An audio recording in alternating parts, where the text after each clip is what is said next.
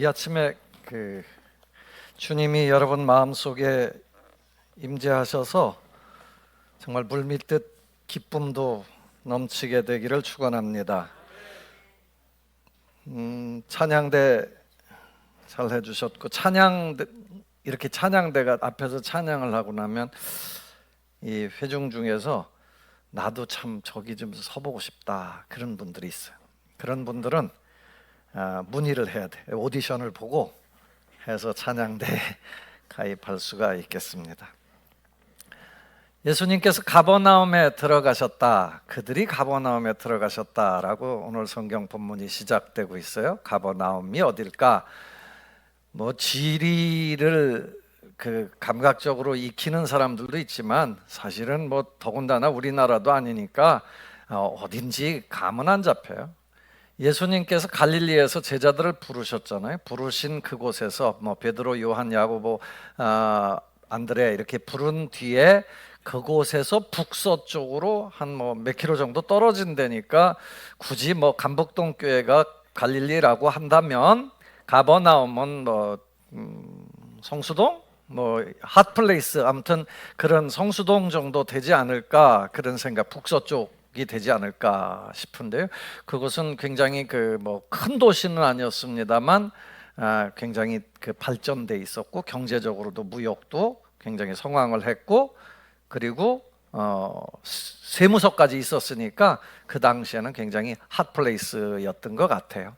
그런 지역에 예수님께서 가셨고 그곳에 가셨는데 안식일이 돼서 회당에 들어가셨다라는 거죠. 회당에 들어가셔서 말씀을 가르치시는데 사람들이 보고 깜짝 놀라는 거예요. 이분은 권위가 있어 보인다. 권위가 있다.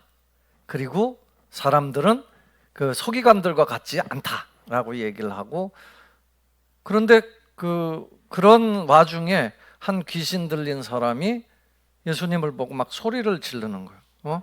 아니 당신하고 우리하고 무슨 상관이 있습니까? 우리를 멸하러 오셨습니까?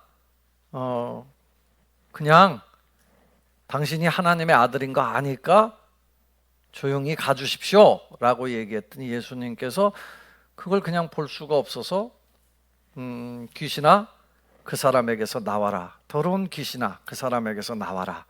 그랬더니 그 사람이 경련을 일으키면서 큰 비명을 지르면서 귀신이 나가게 되고 온전하게 됐다. 사람들이 다 봤잖아요. 보고 나서 저분은 정말 누구시기에 귀신들도 순종하는구나. 그러면서 또 한 번 놀랬다라는 얘기를 오늘 본문 말씀에 이야기하고, 그리고 예수님의 이름이 온 사방으로 퍼져나갔다라고 얘기를 하면서 오늘 얘기가 마무리되고 있죠. 예수님이 누구신데 그렇게 놀래키셨을까? 제가 이 말씀을 한 주간 동안 쭉 묵상하면서 예수님은 정말 놀래키시는 분이구나, 사람들을 놀라게 하시는 분이구나 라는 생각을 했습니다. 그래서 오늘 제목이 놀라게 하신 예수님인데, 우리 삶에 이런 예수님을 만나서 우리도 놀라고 그 큰 역사가 우리 삶에도 일어나게 되기를 축원합니다. 권위가 있으셨다. 예수님이 권위가 있으셨다 그래요. 권위라는 말을 영어로는 authority라고 그러는데 그 권위가 뭘까? 권력하고는 좀 다른 걸까? 권력이라는 말도 어떤 힘에 의해서 힘이 주어지는 걸 얘기하고, 권위도 어떤 힘이 있는 거를 얘기하는데, 권위와 권력이 조금 다른 것은 권위는 자발적으로 그 힘에 따라가는 거예요. 그러니까 그 능력, 그 힘에 쫓아가는 거예요. 권력은 때로는 자발적이기도 하지만 때로는 강제로 법에 의해서 주어진 힘에 의해서 그 힘 때문에 어쩔 수 없이 쫓아가는 것, 그런 게 권력이죠. 그런데 예수님은 권위가 있었다. 권세인, 이 권위 있는 새 교훈이다, 새 가르침이다 라는 표현을 하세요. 뭐가 오늘 이 사람들로 하여금 이렇게 놀라게 만들고 이렇게 권위 있는, 그냥 자발적으로 따라가게 만들었을까? 기독교의 힘은 바로 여기서 나오는 것 아닐까라는 것. 지금 많은 힘을 잃어버렸습니다만 이 권위를 어떻게 보면 잃어버린 거예요. 한국교회가 그런 권위를 잃어버렸지만 다시금 이 권위를 회복해야 될 줄로 믿습니다. 자발적인, 기독교는 자발적인 거예요. 저는 목회하면서 조금 힘이 들지만 사실은 이렇게 그 자발적으로 하는 걸 굉장히 좋아하는 스타일이에요. 그러니까 한국교회가 한때 막 그냥 우리 표현으로 교인들 들볶는다고 그러지. 들볶아서 하는 교회들이 있어요. 그런데 그것도 뭐 결국은 훈련이 되고 좋은 측면도 있지만 저는 그걸 할 줄 몰라요. 내가 여러분 들볶습니까? 들볶아 본 적이 없는 것 같아. 들볶는 걸 못해요. 저는 지도자로서 그런 면이 조금 부족하긴 한데 아무튼 그런 면에서 그냥 기독교는 자발적 헌신이 되면 참 좋다. 예수님의 그 권위에 의해서 자발적으로 주님을 따라가는 그런 삶이 되셨으면 좋겠습니다. 오늘 본문 말씀은 왜 그들이 그렇게 놀래서 권위 있는 세교원입니다. 정말 권위 있는 자 같습니다. 예수님은 권위가 있습니다. 라고 얘기를 했을까요? 먼저 두 가지로 나오는데 하나는 정말 그들이 놀란 건 가르침이 달랐다라는 거예요. 가르침. 예수님이 가르쳤는데 그 당시에 가르침을 잘하는 사람은 누구냐 하면 서기관들이에요. 사실 율법사들, 말씀을 보면서 해석해주고 가르치는 사람들이거든요. 그러니까 그걸 맨날 쓰는 사람들이거든요. 그렇게 보면 그 당시의 전문가는 서기관들이거든요. 그런데 성경은 예수님이 서기관 같지 않고 권위 있는 자와 같았다라는, 그냥 자발적으로 따르게 하는 사람, 그런 가르침을 가졌다라는 거.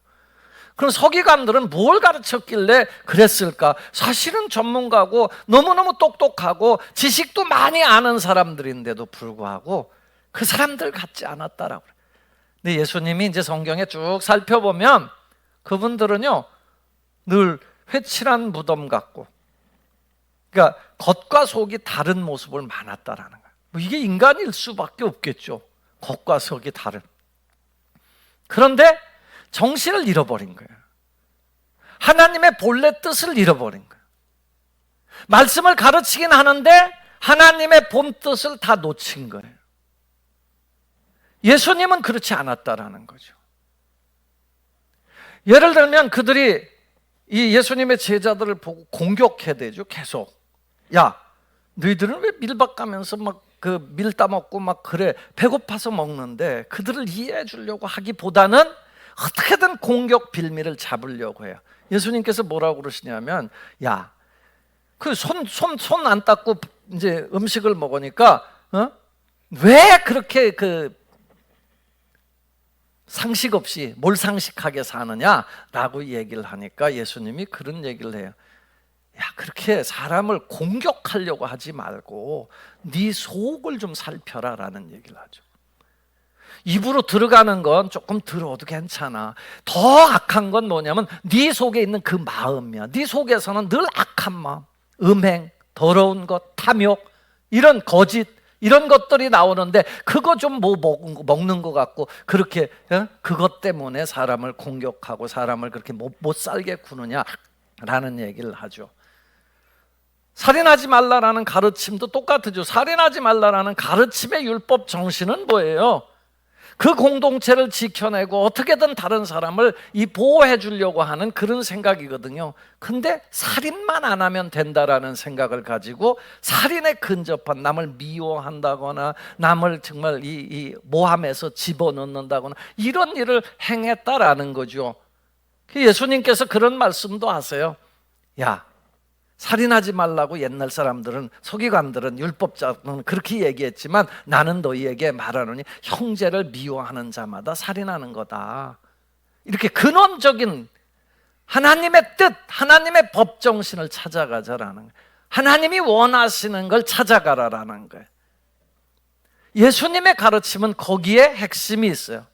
또 하나는 예수님이 이 땅에 오셔서 처음 가르치신 게 선포하신 선포를 여러분 아십니까? 회개하라, 천국이 가까웠느니라. 회개하라, 천국이 가까웠느니라. 이 본질이에요. 여러분, 인간의 상식을 가르치고 철학을 가르치고 하지만 이런 철학 가지고 안 된다라는, 가장 그 본질적인 인간이 구원받아야 된다라는 거. 그건 뭐예요? 돌이켜야 된다라는 거. 하나님께로 돌이켜서 구원받을 때에 그게 진정한 가르침이다라는 거예요. 여러분, 예수님의 가르침이 왜 권위가 있었느냐라는 걸 여러분이 아세요. 그런 측면에서 예수님의 가르침은 인간의 근원적인 문제를 해결해야 돼. 인간은 구원받아야 되는, 죄의 삭은 사망이고 하나님의 은사는 그리스도 예수 안에 있는 영생이다라고 말씀하시잖아요. 그런 의미에서 우리 모든 인간들은 구원을 받아야 된다라는 거예요. 인간이 아무리 노력한다고 해서 낙원을 이룰 수는 없어요. 여러분, 그런 근원을 뒤로 제껴놓고 아무리 한다고 되는 게 아니에요. 도덕을 설명한다고 되는 게 아니에요. 요즘에 많은 사람들은 그런 거에 우리의 정신을 팔고 있지만 근원적으로 예수님을 믿고 하나님 나라, 하나님께로 돌이켜서 구원을 받아 영생을 얻어야 될 줄로 믿습니다. 구원받는 거예요. 구원받는 게 우선이에요, 우선. 삶에서 내가 구원을 확보해 놔야 돼. 예수님의 가르침은 이 근원에서 시작하는 거예요.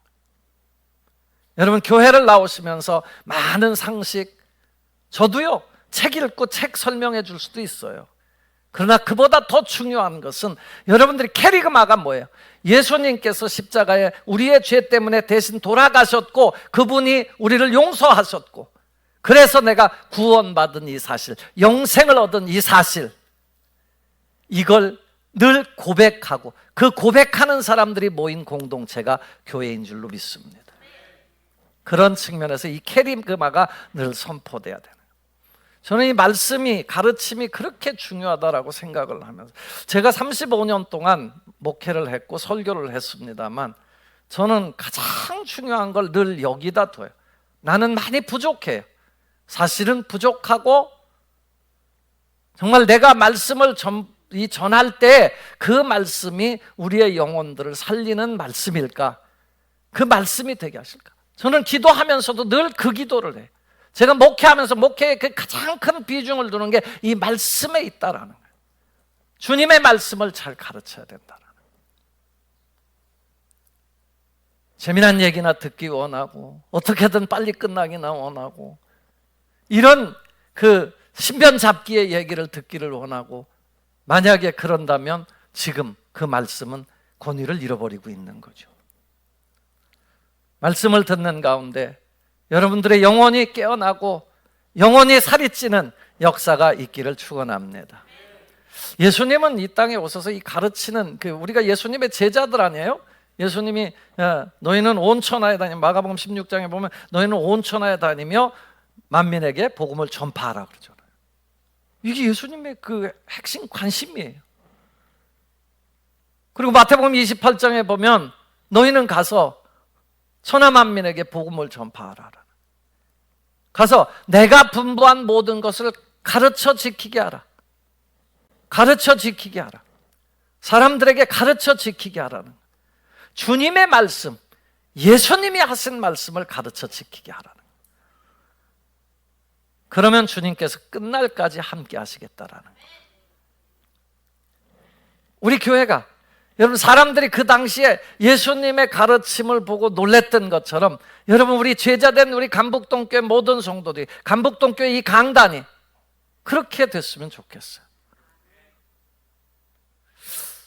우리 교회가 이렇게 번듯하게 지어놓고 나니까요, 사람들이 칭찬을 많이 해요. 지난 주간에도 어디 천호동에 무슨 장로님이신데 저를 좀 만나자고 그래서 뭐 여러 가지 물어볼 게 있어서 하남에서 만나신 분인데 식사를 대접하시면서 또 우리 교회를 꼭 방문하고 싶대. 교회가 건축했다는 게 오셔서 이렇게 보면서 너무 아름답다고. 당신 교회는 우리 교회보다 훨씬 큰 교회인데 아무튼 이 너무 아름답다고. 그게 기분이 좋겠어요, 안 좋겠어요? 좋죠. 저도 뭐 총회, 이제 공청회나 이런 데 가면 이제 뭐 처음 보는 분들도 있고 뭐 이제 본 분들도 있고 뭐죠? 처음 보는 분들한테는 저는 감북동교회 누구 목사입니다라고 얘기를 하면 그 교회 하남 그 강동 인터체인지 나가면 거기 있는 우리 교회가 아주 길목이에요. 여기가 왜냐하면 목사님들 입장에서 보면 이 병원, 아산병원, 뭐 성심병원, 경희대병원 여기 큰 병원들이 많잖아요. 여길 지나가니까 항상 여길 지나가는 거예요. 그러니까 겉으로 보면 참 교회 잘 좋던데요, 멋있던데요. 그래. 뭐 순간 우쭐한 기분도 있어요. 좋죠, 기분 좋죠. 칭찬해 주는데 칭찬이 싫은 사람은 없잖아요. 죄송합니다. 사실은 건축위원장이 고생하고 우리 장모님들이 고생을 했는데 이렇게 제가 영광을 받는 것 같아서 죄송한데, 근데 갑자기 지난 주간에 새벽에 기도하는 중에 그런 생각이, 그런 감동이 오더라고. 종아, 그 건물이 아름다우면 다냐? 건물이 이쁜 게 다가 아니다. 정말 이 교회를 보면서 사람들이 이 교회를 보면서 건물 이쁘다 이게 중요한 게 아니다라는. 사람들이 이 교회를 보면서 구원의 길을 볼 수 있어야 된다는. 사람들이 이 교회 탑을 보면서 영생의 길을 볼 수 있어야 된다라는. 사람들이 이 교회 강단을 통해서 생명의 말씀을 들어야 된다. 저는 우리 교회를 통해서 많은 분들이 이 아름다운 모습을 보는 것이 아니라 그 주님의 사랑을 봐야 될 줄로 믿습니다. 주님이 그걸 가르치려고 이 세상에 오신 거예요. 주님이 그걸 가르쳤을 때 세상의 사람들이 놀랬어. 우리 교회가 건물을 이렇게 져서 놀라는 게 아니라 구원의 길을 보고 놀라고, 영생의 길을 보고 놀라고, 말씀을 듣고 놀라고, 여러분을 통한 그리스도의 사랑을 보고 놀래키는 그런 역사가 일어나게 되기를 주 예수님의 이름으로 축원합니다. 그러면 또 주님을 통해서 놀람의 역사가 이 제단에 일어나게 되는 줄로 믿습니다. 오늘 본문 말씀의 두 번째 왜 놀랬냐면 사람들이요, 귀신들이 순종하는 걸 보고 놀랬다 그래요. 귀신이 막 소리쳐요. 예수님을 보고서 아니 예수여, 당신하고 우리하고 무슨 상관이 있습니까? 라고 얘기를 하잖아요. 우리 멸하러 왔습니까? 당신은 하나님의 거룩한 자입니다. 그 거룩한 자라는 얘기는 하나님의 아들입니다, 그런 뜻이거든요. 하나님의 아들인 거 나 알아요. 야, 귀신이요, 귀신같이 알잖아요. 귀신같이 알아요. 그거 알아요. 중요한 건 정말 그분을 그렇게 하나님의 아들로 인정하면 엎드려 굴복하면 되는 거예요. 근데 귀신 얘기 나오면 여기 지금도 요즘도 귀신 얘기 하시네, 그런 얘기 하는 분들도 있을 거예요. 저는 성경의 얘기를 하는 거예요. 귀신이 뭘까? 성경에는 귀신들, 그래, 항상 귀신들 이렇게 나와요. 그러니까 디몬스죠, 디몬스. 그러니까 그 대장을 사탄, 마귀라고 번역하는, 마귀. 아무튼 존재한다라는 거죠. 우리 전통적으로는 귀신을, 어떤 걸 귀신이라고 그러면 죽은 사람의 넋 정도를 얘기를 하죠. 아무튼 귀신 얘기 오늘 한번 들어봅시다. 귀신을 믿으시나요? 안 믿으시나요? 아무튼 성경에는 귀신이 있다는 거예요. 귀신이 오늘 본문에 보면 더러운 귀신, 그래요. 더러운 귀신, unclean spirit, 아주 더러운 거예요. 어쨌든 그 당시에 귀신은 일종의 정신병처럼 보였는데 그런 개념이 아닌 거예요. 귀신은 삶을 파괴하는 어떤 영이에요. 그러니까 조잡한 영일 수도 있고요. 아무튼 그래요. 이 마귀의 목적 자체가 뭐예요? 마귀의 목적은 인간을 멸하는 거예요. 파괴하는 거예요. 피폐시키는 거예요. 더럽게 만드는 거예요. 그래서 귀신이 성행한 나라들이 지저분해요. 더러워요. 아무튼 이 더러운 영을 우리 주님은 이 땅에 오셔서 이거를 멸하기를 원하셨어요. 예수님 오신 목적이 이거라고 그래요. 요한일서 3장 8절에 보면, 여러분 요한일서 3장 8절을 한번 읽어보겠습니다. 시작. 죄를 짓는 자는 마귀에게 속하나니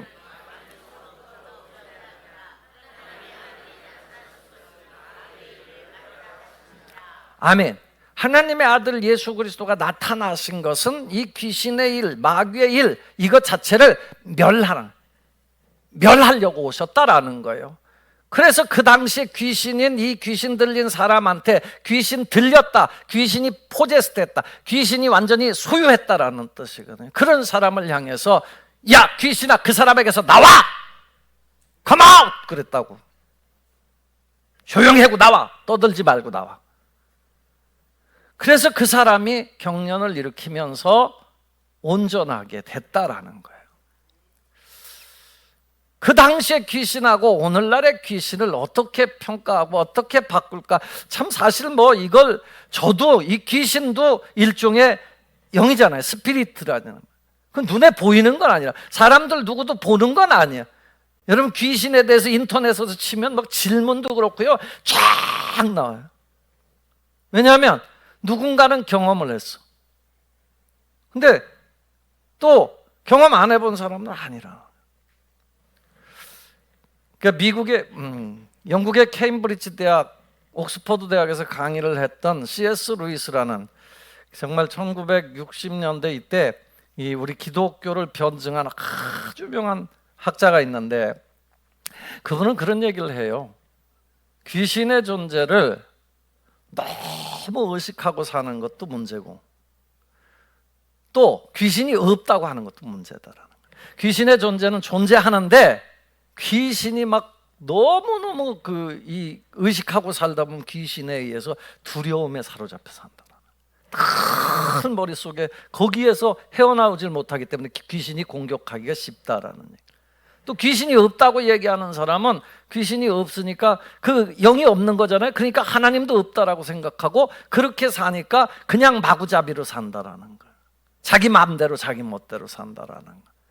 분명한 거는 귀신의 존재는 존재하는데 그 귀신을 어떻게 극복하고 사느냐라는 거예요.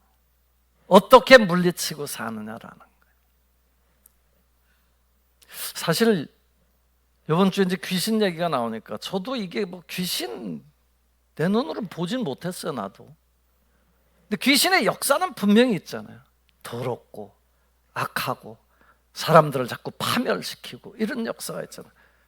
그 혼자서 이런저런 생각을 하다가 우리나라 사람들은 도대체 귀신에 대해서 어떻게 반응을 하나. 그 영화도 엄청 나와요.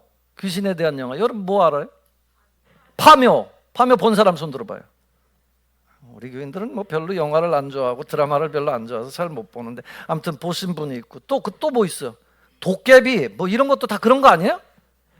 신과 함께 다 그런 거에 그 속에 다 귀신들 나오는 거 아니에요? 요즘에 드라마도 전부 다 귀신들 투성이에요. 근데 제가 파묘를 거금 3,000원을 주고 봤어요. TV에서. 왜냐하면 요즘 1,000만 관객 어쩌고 저쩌고. 얘기는 그래요. 큰 줄거리는 이렇더라고요. 저도 한 번 봤으니까 이렇게 다 꿰진 못해. 영화 평론가도 아니고 영화를 많이 본 사람도 아니기 때문에 잘 모르겠는데 아무튼 미국에 사는 갑부예요. 갑부인데 아들이 죽게 됐어요.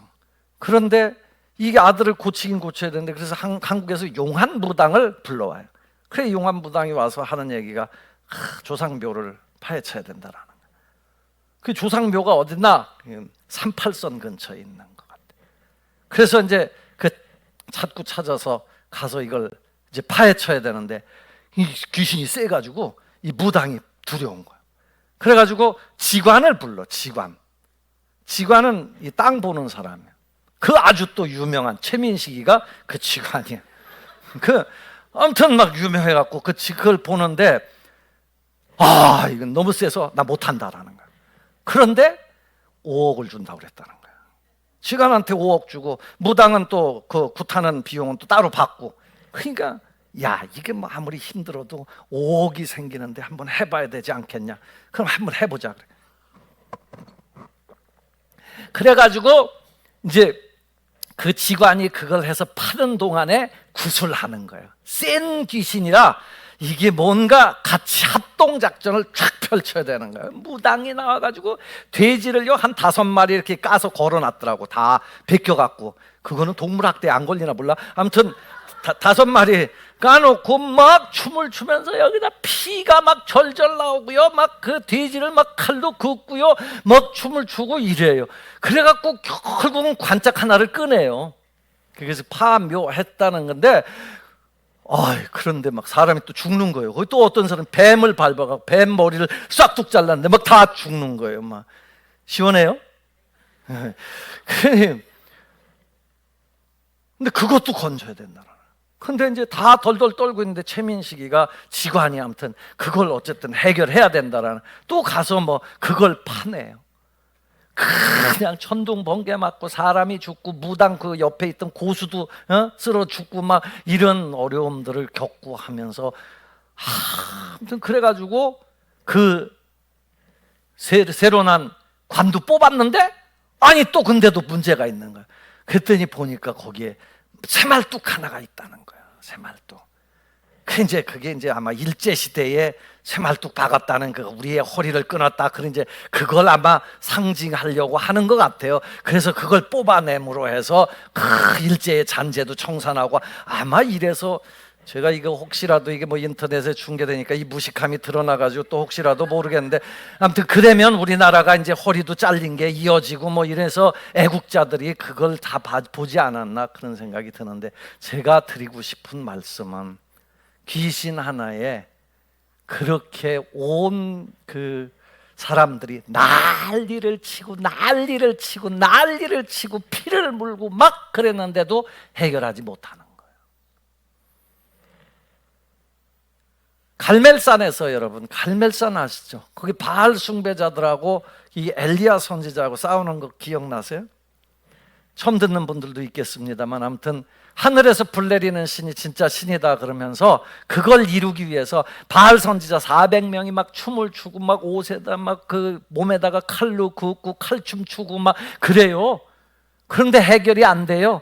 근데 엘리야 선지자가 나와서 하나님 앞에 기도하죠. 하나님, 오늘 여기 있는 이 일을 이루시는 분이 하나님임을 알게 해주시고 내가 하나님의 종인 것을 알게 해주십시오. 하늘에서 불 내려주십시오. 기도했는데 불 내렸어요. 여러분, 왜 우리나라가 이렇게 자꾸 이상하게 가나 몰라요. 그래놓고 그 영화 보고 사람들은 용한 무당이 있구나, 용한 점쟁이들이 있는 거구나, 그 권리 물으러 가는 거예요. 요즘 젊은 MZ세대들이 전부 다 전보로 다닌대요. 거기 영화 대사에서도 나오지만 대한민국 1%, 상위 1%는 다 무당하고 점쟁이들하고 산대요. 요즘 뭐 정부도 그런 게 있다고 막 난리가 나잖아요. 어떻게 이렇게 무식해졌을까? 여러분, 부적 한 장 붙여서 귀신이 물러가고, 여기도 한 장 붙이고 저기도 한 장 붙이다 보면 차에 전체 다 붙여야 돼. 그러니까 집에도 여기 문 앞에도 붙여야 되고 침대 밑에도 붙여야 되고 반스 속에도 넣어야 되고 다 해야 되는 거예요. 왜 이렇게 어리석어졌냐라는 거예요. 그리스도인 중에서도 일리 넘어가는 사람이 있다라는 거예요. 여러분, 예수님이 다 해결하셨어요. 우리는 그걸 믿는 사람들이잖아요. 그래서 예수님은, 여러분, 마귀를 물리칠 때 어떻게 물리쳐? 말로 물리쳐요. 말씀으로 물리쳐요. 그 십자가가 뭐예요? 십자가. 이 영화 보면 십자가 딱 되면 그냥 물러가잖아요. 왜 그래요? 이게 예수 그리스도 보혈의 공로를 상징하는 거기 때문에 그래요.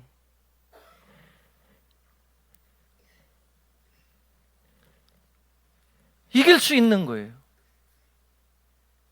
여러분, 우리가 귀신의 역사가 됐든 더러운 역사가 됐든 어떻게 물리치면 될까요? 예수님이 내 주인이 되면 되는 줄로 믿습니다. 예수님이 내 주인이 되면 어떤 사단도, 어떤 귀신도 여러분을 더럽게 만들지 못한다라는 거예요. 말씀? 여러분, 말씀이면 해결되는 거예요. 말씀은 얼마나 큰 능력이 있어요? 빛이 있으라 하면 빛이 있었고, 세상이 창조되라면 창조되는 거예요. 그게 주님의 말씀이에요. 야, 네 믿은 대로 될지어다. 이 말씀을 믿으면 된다라는 거잖아요. 하나님의 살아계신 말씀을 붙잡으면 산다라는 거잖아요. 근데 이걸 못 믿으니까 무당을 찾아가서 매독식 주고 구슬을 해야 되고, 부적을 사다 붙이고, 북어대가리를 올려놓고. 나는 전에도 얘기했지만 제일 밥맛 없는 게 식당 가서 북어대가리 달아놓은 식당이요. 그 깨끗한 식당에다 왜 북어대가리를 달아놓고서, 그게 귀신 물리치는 거래요. 주님 의지하면, 주님 말씀 부여잡으면 한 방에 떠나가는.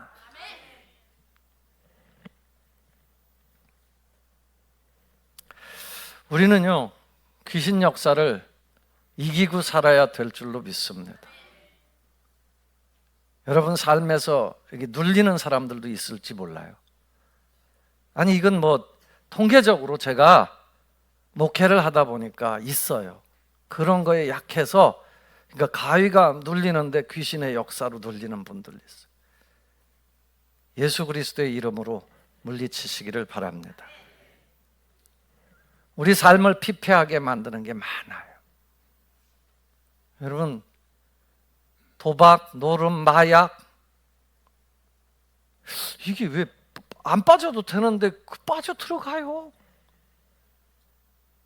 얼마 전에 고등학교 3학년인데 어떻게 하다 도박에 손을 댔는데 790몇만 원을 잃은 거예요. 온라인 도박, 이 핸드폰으로 하는 거, 학교에 가서 핸드폰으로 이거 하다가 잃은 거예요. 방법이 없으니까 알바하고 떼어놓고 막, 그래도 방법이 없으니까 거기에 한 사람을 데리고 오면 28,000원 준다 그랬대요.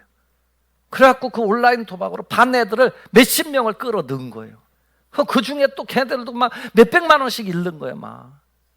그러니까 고등학교 3학년 애들이 여기에 빠져가지고 정신이 없는 거예요. 요즘에 성폭행, 데이트 폭력, 여러분 뭐가 그렇게 만든다고 생각하세요? 뭔가 언클린한, 더러운 뭔가가 그를 지배하고 있는 거잖아요. 우리의 후손들은 어떡할 거예요? 여기 그냥 방치할 거예요? 그냥 그렇게 가라고 내버려 둘 거냐라는 거죠. 주님을 사랑하게 하십시오. 주님을 의지하게 하십시오. 주님은요, 온 천하 우주 만물의 주인이세요. 세상에 그런 역사들, 미스테리한 역사지만 그 역사들을 이길 수 있는 힘은 주 예수 그리스도. 주 예수 그리스도 내 맘에 오심, 내 맘에 오심, 내 맘에 오시면 기쁨도 생기고 능력도 생기고 새 힘도 생기게 될 줄로 믿습니다. 사탄은요, 그래서 고린도후서 4장 4절에 보면 이 세상의 신이 예수 그리스도를 향한 눈을 가린다고 그랬어요. 한번 읽어보겠습니다. 시작. 그 중에 이 세상의 신이 믿지 아니하는 자들의 마음을 혼미하게 하여 그리스도의 영광의 복음의 광채가 비치지 못하게 함이니 그리스도는 하나님의 형상이니라. 아멘. 귀신이요, 하나님을 못 믿게 해요. 그래서 더러운 쪽으로 가게 하는 거예요. 악하게 만드는 거예요. 빠뜨리는 거예요. 말씀을 믿으면 능력이 나타나는 줄로 믿습니다. 주님을 믿으면 능력이 나타나요. 그래서 히브리서 4장 2절에 보면 이렇게, 왜 능력이 안 나타나나? 왜 능력이 안 나타나나? 라는 거예요. 히브리서 4장 2절 말씀을 한번 읽어보겠습니다. 시작. 그들과 같이